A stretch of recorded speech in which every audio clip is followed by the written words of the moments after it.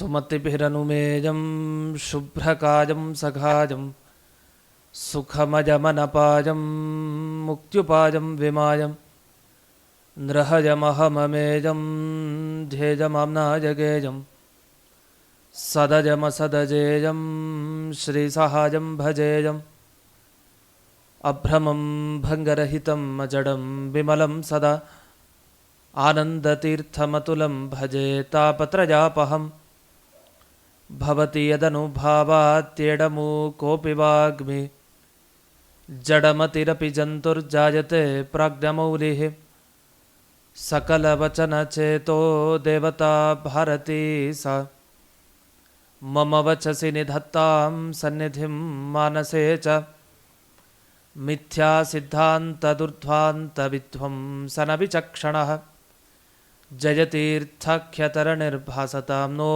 ಹೃದಂಬರೆ ಅರ್ಥಿಕಲ್ಪಿತಕಲ್ಪೋಯಂ ಪ್ರತ್ಯರ್ಥಿಗಜಕೇಸರಿ ವ್ಯಾಸತೀರ್ಥಗುರುರ್ಭೂಯಾದಸ್ಮದಿಷ್ಟಾರ್ಥಸಿದ್ಧಯೇ ಪೂಜ್ಯಾಯ ರಾಘವೇಂದ್ರಾಯ ಸತ್ಯಧರ್ಮರತಾಯ ಚ ಭಜತಾಂ ಕಲ್ಪವೃಕ್ಷಾಯ ನಮತಾಂ ಕಾಮಧೇನವೇ ತಪಸ್ವಾಧ್ಯಾಯ ಶುಶ್ರೂಷಾ ಕೃಷ್ಣಪೂಜಾರತಂ ಮುನಿಂ ವಿಶ್ವೇಶಮಿಷ್ಟದಂ ವಂದೇ ಪರಿಮ್ರಾಟ್ ಚಕ್ರವರ್ತಿನಂ ಶ್ರೀಗುರುಭ್ಯೋ ನಮಃ ಹರಿ ಓಂ. ಈ ಹಿಂದಿನ ಸಂಚಿಕೆಯಲ್ಲಿ ಅಕ್ರೂರವರದನ ಪ್ರಸಂಗವನ್ನು ಕೇಳಿ ಆನಂದವನ್ನು ಪಟ್ಟಿದ್ದೇವೆ. ಇದೀಗ ವಾದಿರಾಜರ ಈ ದಶಮಸ್ಕಂದ ಭಾಗವತದ ಕುರಿತಾಗಿರೋ ಕೃತಿಯಲ್ಲಿ 5ನೆಯ ಪದ್ಯದಲ್ಲಿ ಬರುವಂಥ ಸ್ವಾರಸ್ಯವನ್ನು ಮೊದಲಿಗೆ ಗಮನಿಸೋಣ. ಅಪೂರ್ವವಾದ ಪ್ರಸಂಗಗಳನ್ನು ವಾದಿರಾಜರು ವಿವರಿಸ್ತಾ ಹೋಗ್ತಾರೆ. ದಶಮಸ್ಕಂದ ಭಾಗವತ ವಸ್ತುತಃ ಎಷ್ಟು ವಿಷಯಗಳನ್ನು ಒಳಗೊಂಡಿದೆ ನಮಗೆಲ್ರಿಗೂ ಗೊತ್ತು. ಇಡೀ ಭಾಗವತದಲ್ಲಿ ಜಾಸ್ತಿ ಶ್ಲೋಕ ಇರೋವಂಥ ಸ್ಕಂಧ ಅಂದರೆ ಅದು 10ನೇ ಸ್ಕಂಧ. ಅದರಲ್ಲಿ ಆಯ್ದು ವಿವರಣೆ ಮಾಡಬೇಕು ಅಂದರೆ ಯಾವುದನ್ನು ಆಯ್ಕೆ ಮಾಡಬೇಕು ಅಂತ ತುಂಬ ಗೊಂದಲ ಆಗುತ್ತೆ. ಯಾಕೆಂದರೆ ಎಲ್ಲ ರತ್ನರಾಶಿಗಳೇ, ಈ ರತ್ನ ಬೇಕಾ ಆ ರತ್ನ ಬೇಕಾ ಅಂದರೆ ಎಲ್ಲವೂ ಬೇಕು. ಆದರೆ ಅದರಲ್ಲೂ ತುಂಬ ಮನಸ್ಸಿಗೆ ಬೇಗ ನಾಟುವಂಥ ಭಗವಂತನ ಚರಿತ್ರ ಭಾಗಗಳನ್ನು ಇಲ್ಲಿ ತಿಳಿಸ್ತಾ ಹೋಗ್ತಾರೆ. ಮೊದಲಿಗೆ ಈ 5ನೆಯ ಪದ್ಯದ ಗಾಯನವನ್ನು ಆಲಿಸಿ ನಂತರ ಅದರ ವ್ಯಾಖ್ಯಾನಕ್ಕೆ ಹೋಗೋಣ ಅಂತ ತಿಳಿಸ್ತಾ ಇದ್ದೇನೆ. ಈಗ 5ನೇ ಪದ್ಯದ ಗಾಯನವನ್ನು ಆಲಿಸೋಣ. ನೆನೆವೆನನು ದಿನ ನೀಲ ನೀರದ ವರ್ಣನ ಗುಣರನ್ನನ ಮುನಿಜನ ಪ್ರಿಯ ಮುದ್ದೂಡುಪಿಯ ರಂಗನಾದಯ ಪಾಂಗನ ನೆನೆವೆನನು ದಿನ ನೀಲ ನೀರದ ವರ್ಣನ ಗುಣರನ್ನನ ಸುಲಭದಿಂದಲಿ ಶಿವನ ಧನುವನು ಮುರಿದನ ನೆರೆ ಮೆರೆದನ ಮಲೆತ ಮಲ್ಲರ ಕೆಡಹಿರಂಗದಿ ನಿಂತನ ಜಯವವಂತನ ಕಳಕುಲಾಘ್ರಣಿ ಕಂಸನೆಂಬನ ಹೊಡೆದನ ಹುಡಿಗೆಡೆದನ ಬಲದಿ ತಾಯ್ ತಂದೆಯರ ಬಂಧನ ಕಡಿದನ ಯಶ ಪಡೆದನ ನೆನೆವೆನನು ದಿನ ನೀಲ ನೀರದ ವರ್ಣನ ಗುಣರನ್ನನ ಮುನಿಜನ ಪ್ರಿಯ ಮುದ್ದೂಡುಪಿಯ ರಂಗನ ದಯ ಪಾಂಗನ ನೆನೆವೆನನು ದಿನ ನೀಲ ನೀರದ ವರ್ಣನ ಗುಣರನ್ನನ. ಈಗ ತಾನೇ ನಾವು 5ನೆಯ ಈ ಸುಂದರವಾದ ಪದ್ಯವನ್ನು ಕೇಳಿದ್ವಿ. ಈ 5ನೆಯ ಪದ್ಯದಲ್ಲಿ ಕೃಷ್ಣಾವತಾರದಲ್ಲಿ ಪ್ರಮುಖವಾದ ಘಟನೆ ಒಂದು ಶಿವಧನುಸ್ಸಿನ ಭಂಗ. ಅದನ್ನು ಮಾಡಿ ಅನೇಕ ದುಷ್ಟರ ಸಂಹಾರವನ್ನು ಪರಮಾತ್ಮ ತಾನು ಮಾಡ್ತಾನೆ. ಅನಂತರ ಕಂಸನ ವಧೆಯನ್ನು ಮಾಡ್ತಾನೆ. ಮಧ್ಯದಲ್ಲಿ ಜಟ್ಟಿಗಳು ಅಂತ ಸಿಗೋರು ಅವರೇ ಚಾಣೂರ ಮುಂತಾದ ಅನೇಕ ಮಲ್ಲರು. ಅವ್ರನ್ನೆಲ್ಲ ಭಗವಂತ ಸದೆ ಬಡಿದು ತಾನು ಕಂಸನ ವಧೆಗೆ ಹೋಗೋದು. ಆ ಕಂಸನ ವಧೆಯನ್ನು ಮಾಡಿದ ಪ್ರಸಂಗ, ಕೊನೆಗೆ ತನ್ನ ತಂದೆ ತಾಯಿಗಳನ್ನು ಬಂಧನದಿಂದ ಬಿಡುಗಡೆ ಮಾಡುವಂಥ ಪ್ರಸಂಗ, ಹೀಗೆ ಇಷ್ಟನ್ನು ಮಾಡಿ ಭಗವಂತ ಯಶ ಪಡೆದನ, ದೊಡ್ಡ ಕೀರ್ತಿಯನ್ನು ಪರಮಾತ್ಮ ಹೊಂದಿದ ಅಂತ. ಅಂದರೆ ಭಕ್ತರ ಮನಸ್ಸಿನಲ್ಲಿ ಅಚ್ಚಳಿಯಾಗಿ ಉಳಿದ. ಯಾಕೆಂದರೆ ದೇವರು ಯಾವಾಗಲೂ ಭಕ್ತರ ಮನಸ್ಸಿನಲ್ಲಿ ಸದಾ ನೆಲೆಸಿರ್ತಾನೆ. ಆದರೆ ವಿಶೇಷವಾಗಿ ನೆಲೆಸೋದು ಯಾವಾಗ ತಾನು ಭಕ್ತರಿಗೆ ಅನುಗ್ರಹವನ್ನು ಮಾಡ್ತಾನೆ, ಅಂಥ ಪ್ರಸಂಗದಲ್ಲಿ ಇನ್ನೂ ಭಕ್ತರ ಮನಸ್ಸಿನಲ್ಲಿ ಬಹಳ ಒಳ್ಳೆಯ ರೀತಿಯಲ್ಲಿ ಹೋಗಿ ಮೂಡಿಕೊಳ್ತಾನೆ. ಆ ರೀತಿಯಲ್ಲಿ ಭಗವಂತನ ಯಶಸ್ಸು ಹೀಗೆ ಎಲ್ಲ ಕಡೆ ಹರಡಿತು ಅಂತ ಈ ಸಂದರ್ಭದಲ್ಲಿ ವಾದಿರಾಜರು ತಿಳಿಸಿದ್ದಾರೆ. ಇದರಲ್ಲಿ ಪ್ರಮುಖವಾದ ಒಂದು ಪ್ರಸಂಗವನ್ನು ಗಮನಿಸೋಣ.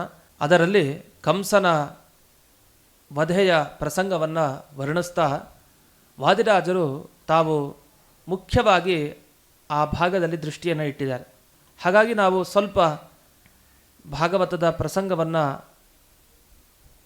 ಮೆಲುಕು ಹಾಕಿದ್ರೆ ಆಗ ಈ ಪದಗಳ ಸ್ವಾರಸ್ಯ ನಮಗೆ ಚೆನ್ನಾಗಿ ತಿಳಿಯುತ್ತೆ. ಆ ನಿಟ್ಟಿನಲ್ಲಿ ಕಂಸವಧ ಪ್ರಸಂಗ ಹೇಗೆ ನಡೀತು, ಅದರ ಮುಂಚೆ ತಾನು ಕೃಷ್ಣ ಯಾವಾಗ ಈ ಮಥುರಾ ಪಟ್ಟಣಕ್ಕೆ ಪ್ರವೇಶ ಮಾಡ್ತಾನೆ, ಆಗ ಒಬ್ಬೊಬ್ಬರಿಗೆ ಕೃಷ್ಣನನ್ನು ನೋಡಿದಾಗ ಒಂದೊಂದು ಅನ್ನಿಸ್ತಂತೆ.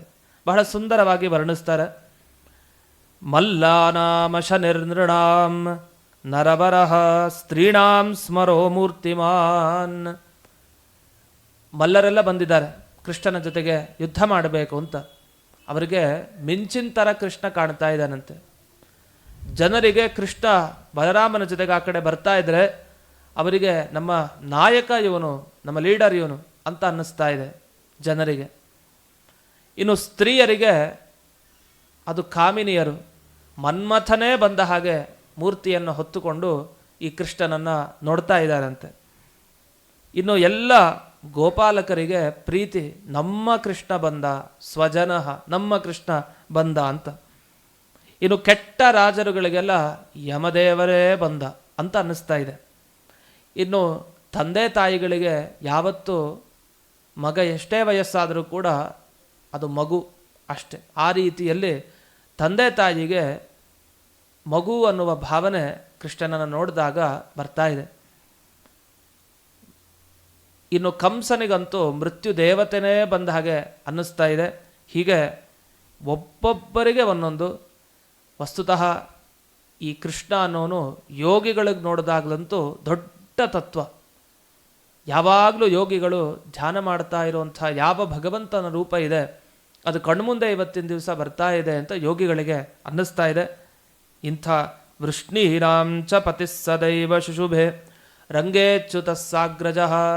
ಬಲರಾಮನ ಜೊತೆಗೆ ಅಣ್ಣನ ಜೊತೆಗೆ ಬಂದ ಕೃಷ್ಣ ಆ ರಂಗಸ್ಥಳದಲ್ಲಿ ಚೆನ್ನಾಗಿ ಶೋಭಿಸ್ತಾ ಇದ್ದಾನೆ ಎನ್ನುವ ಪ್ರಸಂಗ ಬಂತು. ಭಗವಂತ ಏನು ಮಾಡ್ದ ಆ ಸಂದರ್ಭದಲ್ಲಿ ಬಂದು ಅಂದಾಗ, ಯದುವಂಶದ ಕೀರ್ತಿ ಪತಾಕೆಯನ್ನು ಹಾರಿಸಿ ಎಲ್ಲ ದುಷ್ಟರ ಸಂಹಾರ ಮಾಡಿ ಶ್ರಿಯಂ ಯಶೋ ಮಹತ್ತತ್ವಂ ಚ ಲಪ್ಸ್ಯತೆ ಪರಿರಕ್ಷಿತ. ಎಲ್ಲರಿಗೂ ಸಂಪತ್ತನ್ನು ಹಾಗೆ ಎಲ್ಲರಿಗೂ ಒಂದು ದೊಡ್ಡತನವನ್ನು ಕೊಟ್ಟ ಕೃಷ್ಣ ಕಾಲಿಟ್ಟ ಅಂತಂದರೆ ಅಲ್ಲಿ ಕೀರ್ತಿ ಎತ್ತರಕ್ಕೆ ಹೋಗುತ್ತೆ, ಸಂಪತ್ತು ಸುರಿಯುತ್ತೆ, ಘನತೆ ಇನ್ನು ಜಾಸ್ತಿ ಆಗ್ತಾ ಹೋಗುತ್ತೆ. ಇದು ತನಗೂ ಕೂಡ ಅಷ್ಟೇ. ತಾನು ಎಲ್ಲೆಲ್ಲಿ ಬಂದಾಗ ಅದು ತನ್ನ ತನವನ್ನು ತೋರಿಸ್ತಾನೆ. ಹಾಗೆ ಬೇರೆಯವರಲ್ಲಿರುವಂಥ ಘನತೆ, ಕೀರ್ತಿ ಎಲ್ಲವನ್ನು ಕೂಡ ಎತ್ತಿ ಹಿಡಿತಾನೆ. ಇದನ್ನು ಕೃಷ್ಣ ತಾನು ಮಾಡಿದ್ದನ್ನು ಇಲ್ಲಿ ಸ್ಮರಿಸ್ಕೊಳ್ಬೋದು. ಇಷ್ಟಾಗಿ ಈ ಕಂಸನ ವಧೆ ಹೇಗಾಯಿತು ಅನ್ನುವ ಭಾಗಕ್ಕೆ ಹೋಗೋಣ. ಕಂಸನ ವಧಾ ಪ್ರಸಂಗದಲ್ಲಿ ಭಾಗವತದಲ್ಲಿ ಸುಂದರವಾಗಿ ಅದನ್ನು ವರ್ಣಿಸ್ತಾರೆ. ಕಂಸನಿಗೆ ಹೆದರಿಕೆ ಆಗಿಬಿಟ್ಟಿದೆ. ಇನ್ನು ಕೃಷ್ಣ ನನ್ನನ್ನು ಬಿಡಲ್ಲ. ಸುದ್ದಿ ಮುಟ್ತು, ಚಾಣೂರ ಬಿದ್ದ, ಮುಷ್ಟಿಕ ಬಿದ್ದ. ಅವರಿಬ್ಬರು ಬಿದ್ದರು ಅಂತಂದರೆ ಇನ್ನೆಲ್ಲರೂ ಓಡೋದ್ರು ಅಂತ, ಅವರು ಬಿದ್ದರು ಅಂತಲೇ ಅರ್ಥ.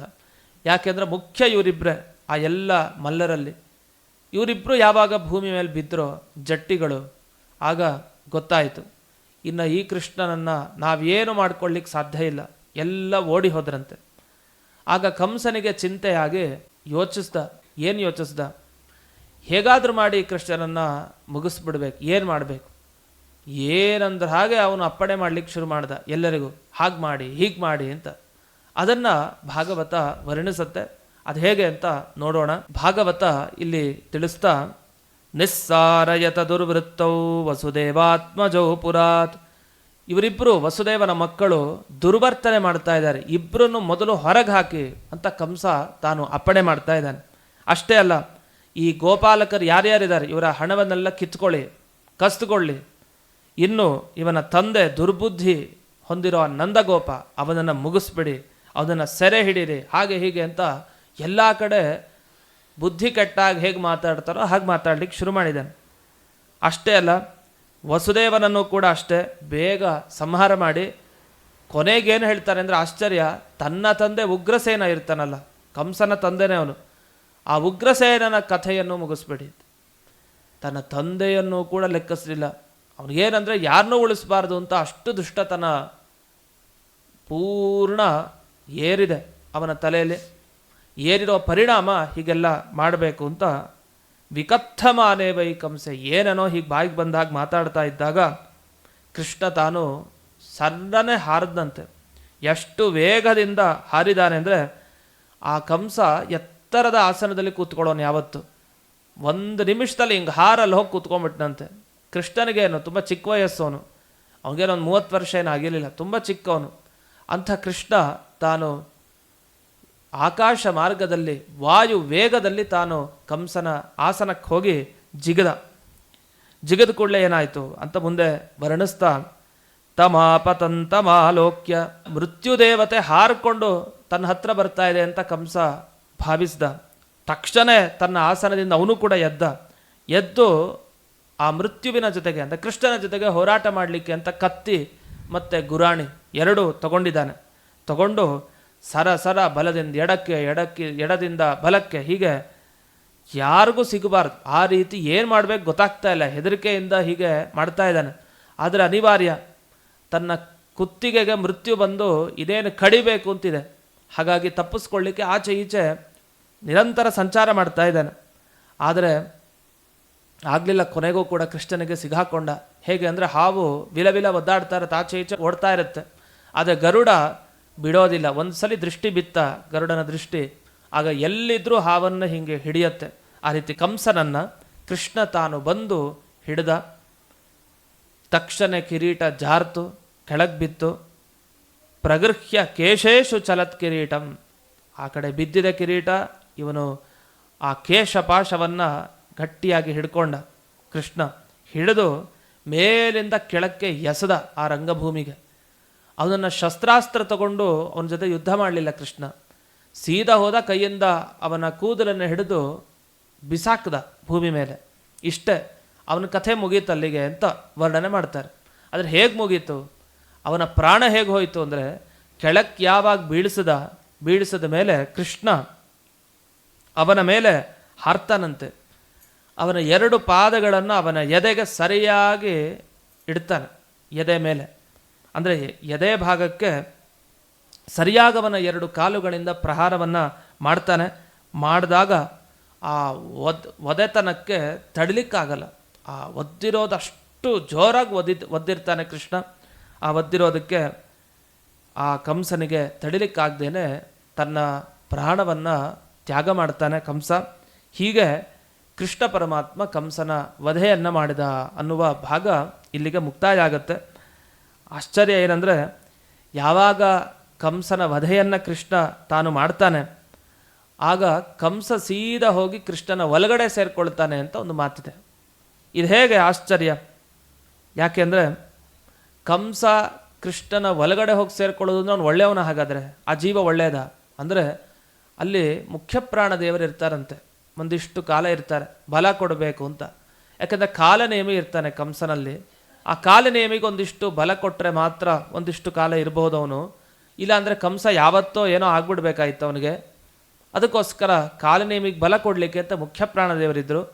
ಕೃಷ್ಣನ ಒಳಗಡೆ ಹೋಗಿ ಸೇರಿಕೊಂಡಿದ್ದು ಆ ಮುಖ್ಯ ಪ್ರಾಣ ಅಷ್ಟೇ. ಸಾಕಾಗ್ಬಿಟ್ಟಿದೆ ಅವ್ರಿಗೆ ಈ ಕಂಸನ ಒಳಗಡೆ ಇದ್ದು. ಹಾಗಾಗಿ ಕೃಷ್ಣನ ಒಳಗಡೆ ಹೋಗಿ ಸೇರಿಕೊಂಡ್ರು ಅಂತ ಅರ್ಥ. ಆದರೆ ಇನ್ನೊಂದನ್ನು ಮಾಡ್ತಾನೆ ಕೃಷ್ಣ. ಕೇವಲ ಕಂಸನನ್ನು ಬೀಳಿಸಿ ಅವನ ಮೇಲೆ ಕೂತ್ಕೊಂಡು ಒದ್ದು ಇದೆಲ್ಲ ಮಾಡಿದ ಅಂತ ಕೇಳಿದ್ವಿ. ಆದರೆ ಆಮೇಲೆ ಏನು ಮಾಡ್ತಾನೆ, ಅವನು ಯಾವಾಗ ಸಾಯ್ತಾನಲ್ಲ ಕಂಸ, ಆಮೇಲೆ ಸಿಂಹ ಹೇಗೆ ಆನೆಯನ್ನು ಧರ ಧರ ಧರ ಸೆಳೆಯುತ್ತೋ ಆ ರೀತಿ ಎಲ್ಲರ ಎದುರಿಗೆ ಆ ಕಂಸನ ದೇಹವನ್ನು ಇಟ್ಟುಕೊಂಡು ದರ ದರ ಎಳ್ಕೊಂಬರ್ತಾನಂತೆ ಭೂಮಿ ಮೇಲೆ. ಎಲ್ಲ ಜನರಿಗೆ ಹಾಹಾಕಾರ. ಹಾಹಾಕಾರ ಅಂದ್ರೇನು? ತುಂಬ ಸಂತೋಷ ಆಗಿದೆ ಇವತ್ತಿನ ದಿವಸ. ಯಾಕೆಂದರೆ ಎಲ್ಲರಿಗೂ ಹಿಂಸೆ ಮಾಡ್ತಾ ಇರುವಂಥ ಕಂಸ ಸತ್ತ ಅನ್ನೋ ಬಹಳ ಸಂತೋಷ ಎಲ್ರಿಗೂ ಕೂಡ ಇದೆ.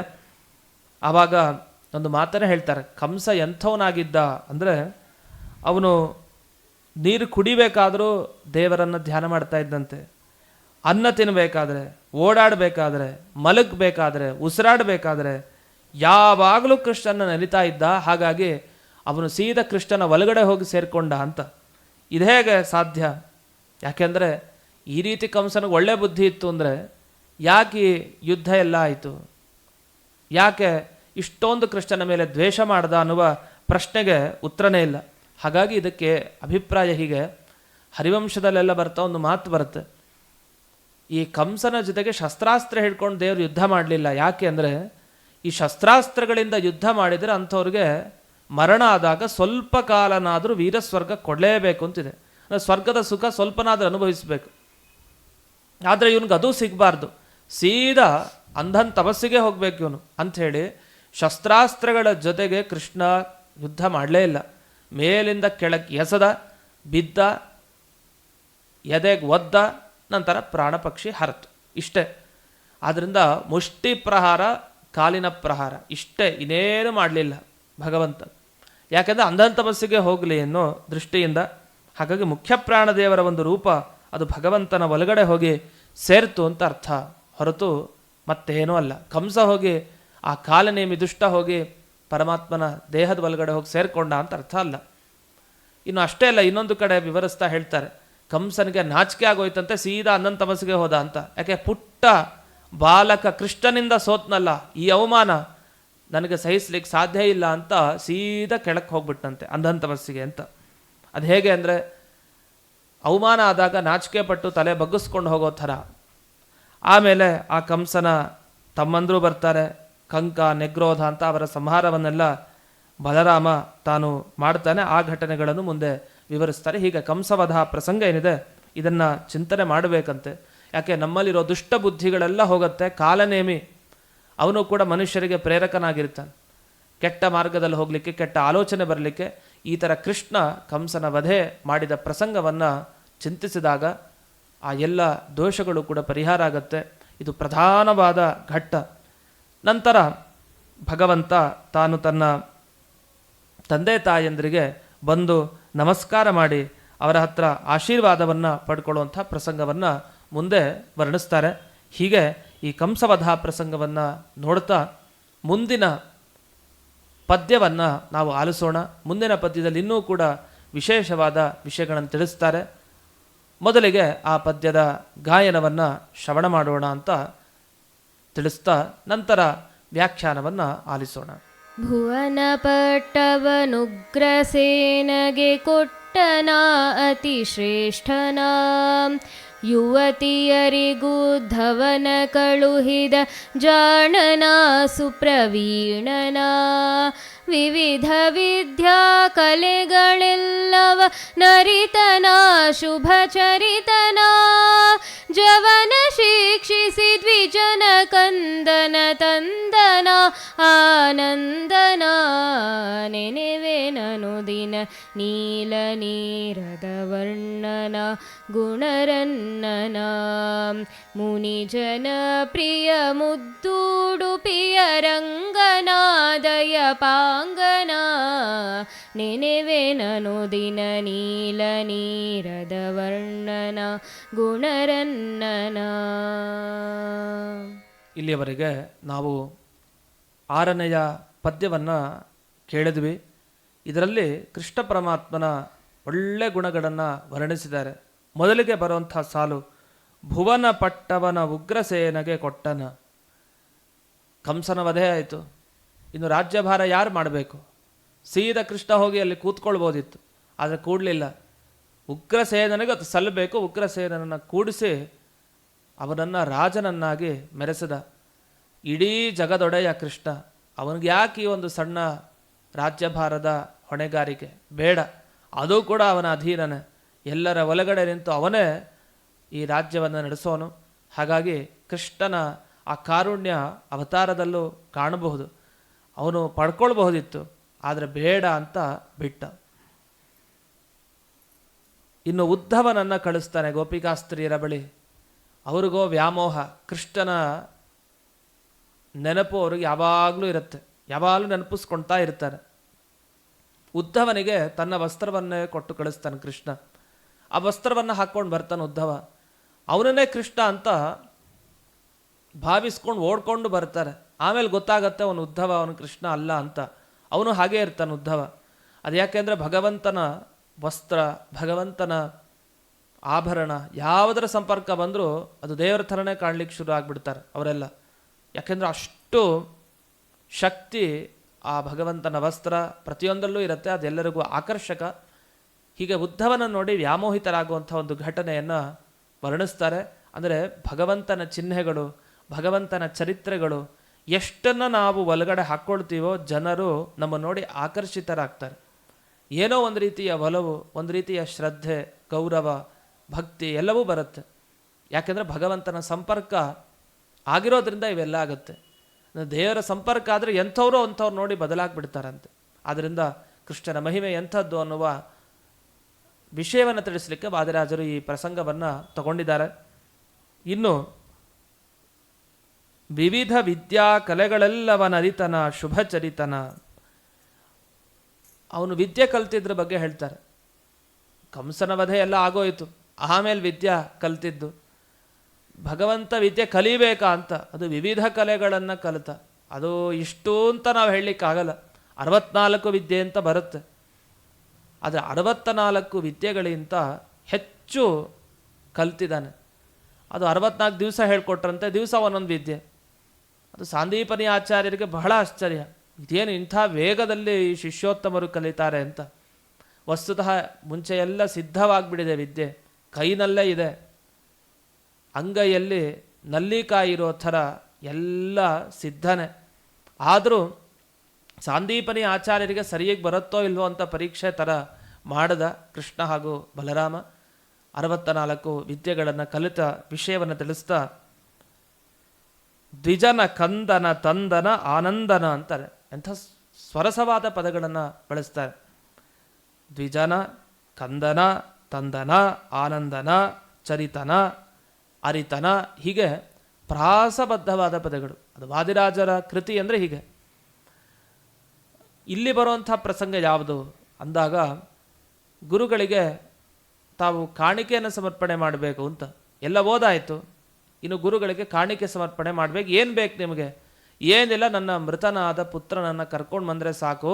ಪ್ರಭಾಸ ಕ್ಷೇತ್ರಕ್ಕೆ ಹೋದಾಗ ಸ್ನಾನ ಮಾಡಬೇಕಾದ್ರೆ ನನ್ನ ಮಗ ಮುಳುಗಿ ಹೋದ, ಸೀದಾ ಮೃತ್ಯು ಪಾಶಕ್ಕೆ ಈಡಾಗಿದ್ದಾನೆ, ಆ ಮಗನನ್ನು ವಾಪಸ್ಸು ಕರ್ಕೊಂಡು ಬಂದರೆ ಸಾಕು ಅಂತ. ಅಷ್ಟೇ ತಾನೇ, ಈಗಲೇ ರೆಡಿ ಅಂತ ತಕ್ಷಣ ರಥವನ್ನು ಏರಿ ಹೊರಟೇ ಬಿಟ್ರು. ಆ ಭಾಗವನ್ನು ಇಲ್ಲಿ ವರ್ಣಿಸ್ತಾರೆ. ಆ ದ್ವಿಜಪುತ್ರ ಮೃತನಾದವನನ್ನು ತಂದು ಒಪ್ಪಿಸಿ ಗುರು ಕಾಣಿಕೆಯನ್ನು ಅರ್ಪಣೆ ಮಾಡಿದರು. ಈ ರೀತಿ ಆ ಕೃಷ್ಣ ಮನಸ್ಸು ಮಾಡಿದರೆ ಏನು ಬೇಕಾದರೂ ಅನುಗ್ರಹವನ್ನು ಮಾಡಿಕೊಡ್ತಾನೆ ಅನ್ನೋ ವಿಷಯ ಈ ಭಾಗದಿಂದ ಸೂಚಿತ. ಇಂಥ ಭಾಗವನ್ನು ಇಲ್ಲಿ ಉಲ್ಲೇಖವನ್ನು ವಾದಿರಾಜರು ಮಾಡಿದ್ದಾರೆ. ಇಂತಹ ಈ ಪದ್ಯದಲ್ಲಿ ಒಂದು ಸುಂದರವಾದ ಈ ಪ್ರಸಂಗವನ್ನು ವಿಸ್ತಾರವಾಗಿ ನೋಡೋಣ. ಯಾಕೆಂದರೆ ಎಲ್ಲರೂ ಕೂಡ ಜೀವನದಲ್ಲಿ ಏನಾದರೂ ಒಂದು ಕಳ್ಕೊಂಡಿರ್ತಾರೆ. ಆದರೆ ಕಳ್ಕೊಂಡಿರೋದನ್ನೆಲ್ಲ ವಾಪಸ್ಸು ಕೃಷ್ಣ ದೊರಕಿಸಿಕೊಡ್ತಾನೆ ಅನ್ನೋದಕ್ಕೆ ಈ ಒಂದು ಘಟನೆಯನ್ನು ನೆನಪಿಸ್ಕೊಳ್ತಾ ಇರಬೇಕು. ಅದು ಈ ಗುರುದಕ್ಷಿಣಾ ಪ್ರಸಂಗ. ಆ ಸಾಂದೀಪನಿ ಆಚಾರ್ಯರ ಬಳಿ ಇವರಿಬ್ಬರು ಕಲಿತಾರೆ. ಆಗಲೇ ನಾವು ಕೇಳಿದಂತೆ ಪ್ರಭಾಸ ಕ್ಷೇತ್ರಕ್ಕೆ ಹೋದಾಗ ಸ್ನಾನ ಮಾಡಬೇಕಾದ್ರೆ ಅವರ ಮಗ ಮೃತ್ಯುವಿಗೆ ಈಡಾಗಿರ್ತಾನೆ ಅಂತ ತಂದು ಕೊಡು ಅಂತ ಕೇಳಿದಾಗ, ಅಷ್ಟೇ ತಾನೇ, ನಾವು ಬಾಯಿಂದ ಹೊರಗಡೆ ನಿಮಗೆ ತಂದು ಕೊಡ್ತೀವಿ ಅಂತ ಹೇಳಾಗಿದೆ, ತಂದು ಕೊಡ್ತೀವಿ ಅಂತ ಹೊರಡ್ತಾರೆ. ಹೊರಟಾಗ ಸೀದಾ ಸಮುದ್ರದ ಹತ್ತಿರ ಬರ್ತಾರೆ. ಸಮುದ್ರದ ಹತ್ತಿರ ಬಂದಾಗ ಹೇಗೆಂದರೆ ಎಲ್ಲ ಕಡೆ ನದಿಗಳು ಎಲ್ಲಿ ಹೋದರೂ ಸಮುದ್ರಕ್ಕೆ ಸೇರಬೇಕು, ಸಮುದ್ರದ ಒಳಗಡೆ ಇರ್ತಾನೆ ಅಂತ ಸೀದಾ ಹೋದರು. ವರುಣರಾಜ ಎದ್ದು ಬರ್ತಾನೆ. ಬಂದು ಆದರ ಗೌರವಾದಿಗಳನ್ನು ಸಮರ್ಪಣೆ ಮಾಡ್ತಾನೆ. ಮಾಡಿ ಹೇಳ್ತಾನೆ, ನಿಮ್ಗೇನು ಆಗ್ಬೇಕು ಕೃಷ್ಣ ಹೇಳು. ಏನಿಲ್ಲ, ನನ್ನ ಗುರುಗಳ ಮಗ ಇಲ್ಲಿ ಒಳಗಡೆ ಇದ್ದಾನೆ, ನನಗೆ ಬೇಕು ಅಂತ. ಅದಕ್ಕೆ ಸಮುದ್ರ ರಾಜ ಹೇಳ್ತಾನೆ, ಅವನನ್ನು ಪಂಚಜನ ಅನ್ನುವ ಅಸುರ ತನ್ನ ಒಳಗಡೆ ಇಟ್ಕೊಂಡಿದ್ದಾನೆ, ಹಾಗಾಗಿ ಅಲ್ಲಿ ಸಿಗ್ತಾನೆ ಅಂತ. ಸೀದಾ ಹೋದ, ಆ ಪಂಚಜನ ಅಸುರನನ್ನು ಸೀಳಿ ಹಾಕಿದ. ನೋಡ್ತಾನೆ ಒಳಗಡೆ, ಏನೂ ಸಿಗಲಿಲ್ಲ ಅಲ್ಲಿ. ಶಂಖ ಹೊತ್ಕೊಂಡು ಬಂದ, ಪಾಂಚಜನ್ಯ ಶಂಖ, ಅದು ಕೃಷ್ಣನ ಶಂಖ. ಆ ಅಸುರನ್ನ ಸಂಹಾರ ಮಾಡಿ ಪಾಂಚಜನ್ಯ ಶಂಖವನ್ನು ಹೊತ್ಕೊಂಡು ಬಂದ. ಸರಿ, ಇನ್ನೆಲ್ಲಿ ಹೋಗಬೇಕು ವಿಚಾರ ಮಾಡಿ ಸೀದಾ ಯಮದೇವ್ರ ಹತ್ರ ಹೋಗೋಣ ಅಂತ ಯಮದೇವ್ರ ಹತ್ರ ಬಂದಿದ್ದಾನೆ. ಯಾಕೆ ಶಂಖನಾದ ಎಲ್ಲ ಮಾಡ್ದ. ದಿಢೀರಂತ ಯಮದೇವರು ಒಳಗಡೆ ಇದ್ದವರು ಹೊರಗೆ ಓಡಿ ಬರ್ತಾರೆ. ಇದರ ಮಧ್ಯದಲ್ಲೆಲ್ಲ ಸುಮಾರು ಲೋಕಗಳನ್ನು ದಾಟಿಕೊಂಡು ಕೃಷ್ಣ ತಾನು ಬರುವಂಥ ಭಾಗವೂ ಕೂಡ ಇದೆ. ಅಂತೂ ಸೀದಾ ಯಮನ ಬಳಿ ಬಂದಾಗ, ಆ ಶಂಖವನ್ನು ಊದಿದಾಗ ತಕ್ಷಣ ಯಮದೇವರು ತಾವು ಬರ್ತಾರೆ. ಏನು ಆಜ್ಞೆ ಆಗಬೇಕು ಸ್ವಾಮಿ ಅಂತ ಕೇಳ್ತಾರೆ. ಗುರುಪುತ್ರನನ್ನು ವಾಪಸ್ಸು ತಲುಪಿಸ್ಬೇಕು ಅಷ್ಟೇ ಅಂತ. ಅಷ್ಟೇ ತಾನೇ, ಇನ್ನೇನು ಬೇಕು ಅಂತ ಕೇಳಿದ್ರಂತೆ. ಏನಿಲ್ಲ, ಒಪ್ಪಿಸ್ಬೇಕಷ್ಟೆ. ಸೀದಾ ಯಮದೇವರು ಬಂದು ಒಪ್ಪಿಸ್ತಾರೆ. ಕೃಷ್ಣ ಒಂದು ನಿಮಿಷದಲ್ಲಿ ವಾಪಸ್ಸು ತಗೊಂಡು ಬಂದು ಗುರುಗಳ ಬಳಿ ಅರ್ಪಿಸ್ತಾನೆ. ಆಗ ಗುರುಗಳು ಹೇಳ್ತಾರೆ, ಎಂಥ ಒಳ್ಳೆಯ ಸೇವೆಯನ್ನು ಮಾಡಿದ್ದೀರಿ, ಈ ಸೇವೆಯನ್ನು ಮರಳಿಕ್ಕೆ ಸಾಧ್ಯ ಇಲ್ಲ. ನಿಮಗೆ 64 ವಿದ್ಯೆ ಹೇಳಿಕೊಟ್ಟಿದ್ದಕ್ಕೆ ನನ್ನ ಮೃತ ಮಗನನ್ನು ಬದುಕಿಸಿ ಕೊಟ್ಟಿದ್ದೀರಿ, ನಿಮಗೆ ಒಳ್ಳೆಯದಾಗಲಿ. ನೀವು ಮನೆಗೆ ತೆರಳಿ ನಿರಂತರ ಮಂಗಳವಾದ ಕೀರ್ತಿ ನಿಮಗಿರಲಿ ಅಂತ. ಆಶ್ಚರ್ಯ ಅನಿಸುತ್ತೆ. ಒಂದ್ಸಲ ಅಜ್ಞಾನ, ಒಂದ್ಸಲ ಜ್ಞಾನ. ಮೃತಪುತ್ರನನ್ನು ಬದುಕಿಸ್ಕೊಂಬರೋದು ಅಂದರೆ ಎಷ್ಟು ಶಕ್ತಿ ಇರಬೇಕು ಕೃಷ್ಣನಿಗೆ. ಅವನಿಗೆ ಆಶೀರ್ವಾದ ಮಾಡಲಿಕ್ಕೆ ಹೋಗ್ತಾರೆ. ಸಾಂದೀಪನಿ ಆಚಾರ್ಯರು ಹೇಳ್ತಾರೆ, ಸಮ್ಯಕ್ ಸಂಪಾದಿತಾವತ್ಸೌ ಭವದ್ಭ್ಯಾಂ ಗುರು ನಿಷ್ಕ್ರಿಯ ಕೋನು ಯುಷ್ಮದ್ವಿಧ ಗುರೋ ಕಾಮಾನಾಂ ಅವಶಿಷ್ಯತೆ. ನಿಮ್ಮಂಥ ಶಿಷ್ಯರು ಸಿಕ್ಕಿದಾಗ ಯಾವ ಗುರುಗಳ ಕಾಮನೆ ಪೂರ್ತಿ ಆಗದೇ ಇರೋದಿಲ್ಲ, ಹಾಗೇ ಆಗತ್ತೆ. ಗುರುಗಳೇನು ಅಂದ್ಕೊಳ್ತಾರೋ ಇಂಥ ಶಿಷ್ಯರಿದ್ದಾಗ ಅದು ನೆರವೇರಬೇಕು, ಅದು ಆಗತ್ತೆ. ನೀವು ಸಮ್ಯಕ್ ಚೆನ್ನಾಗಿ ಸಂಪಾದನೆ ಮಾಡಿ ಕೊಟ್ಟಿದ್ದೀರಿ, ಅದರಿಂದ ಭವದ್ಭ್ಯಾಂ ಗುರು ನಿಷ್ಕ್ರಿಯ, ಒಳ್ಳೆ ದಕ್ಷಿಣೆ ಕೊಟ್ಟಿದ್ದೀರಿ, ನೀವಿನ್ನು ಹೊರಡ್ಬೋದು. ಗಚ್ಚತಂ ಸ್ವಗೃಹಂ ವೀರವು, ನೀವಿಬ್ಬರು ವೀರರು ಹೊರಡ್ರಿ. ಕೀರ್ತಿರುವ ಮಸ್ತು ಪಾವನಿ, ಪಾವನವಾದ ಕೀರ್ತಿ ಲೋಕದಲ್ಲಿ ಹರಡಲಿ ಅಂತ. ಅದರಿಂದ ಗುರುಗಳ ಅನುಗ್ರಹ ಆಗೋದು ತುಂಬ ಮುಖ್ಯ ಜೀವನದಲ್ಲಿ. ಹೀಗೆ ಈ ಘಟನೆಯನ್ನು ಕೇಳೋ ಮುಖಾಂತರ ಆ ಗುರುಗಳ ಕೃಷ್ಣನ ಅನುಗ್ರಹ ನಮಗೆ ದೊರೆಯುತ್ತೆ ಅಂತ ಅಪೂರ್ವವಾದ ಘಟನೆ ಇದು. ಹೀಗೆ ಅನೇಕ ಭಾಗಗಳನ್ನು ವಾದಿರಾಜರು ತಮ್ಮ ಈ ಕೃತಿಯಲ್ಲಿ ಅಲ್ಲಲ್ಲಿ ಸೇರಿಸ್ತಾ ತಾವು ವಿವರಣೆಯನ್ನು ಮಾಡ್ತಾ ನೆನಪಿಸಿಕೊಡ್ತಾ ಇದ್ದಾರೆ ನಮಗೆ. ಇಂತಹ ಈ 5 ಹಾಗೂ 6ನೆಯ ಪದ್ಯಗಳನ್ನು ನಾವು ಇಂದಿನ ಸಂಚಿಕೆಯಲ್ಲಿ ಅನುಸಂಧಾನ ಮಾಡಿದ್ದೀವಿ. ಇಂತಹ ಅಪೂರ್ವವಾದ ಈ ಜ್ಞಾನ ಸಂಚಿಕೆಯ ಪ್ರಾಯೋಜಕತ್ವವನ್ನು ವಹಿಸಿದವರು ಶ್ರೀಮತಿ ಗಾಯತ್ರಿ ಮಧುಸೂದನ್ ಮತ್ತು ಕುಟುಂಬ, ಬೆಂಗಳೂರು. ಇವರಿಗೆ ವಿಶೇಷವಾಗಿ ಆ ಗುರುಗಳ ಕೃಷ್ಣನ ಪರಮಾನುಗ್ರಹವಾಗಲಿ ಅಂತ ಈ ಸಂದರ್ಭದಲ್ಲಿ ಪ್ರಾರ್ಥನೆಯನ್ನು ಮಾಡುತ್ತಾ ಈ ಸಂಚಿಕೆಯನ್ನು ಅಸ್ಮದ್ ಗುರುವಂತರ್ಗತ ವ್ಯಾಸತೀರ್ಥ ಗುರುವಂತರ್ಗತ ಭಾರತೀ ರಮಣ ಮುಖ್ಯ ಪ್ರಾಣ ಅಂತರ್ಗತ ಶ್ರೀಮನ್ ಮೂಲ ಗೋಪಾಲಕೃಷ್ಣನಿಗೆ ಅರ್ಪಣೆಯನ್ನು ಮಾಡ್ತಾ ಇದ್ದೇವೆ. ಶ್ರೀ ಕೃಷ್ಣಾರ್ಪಣಮಸ್ತು.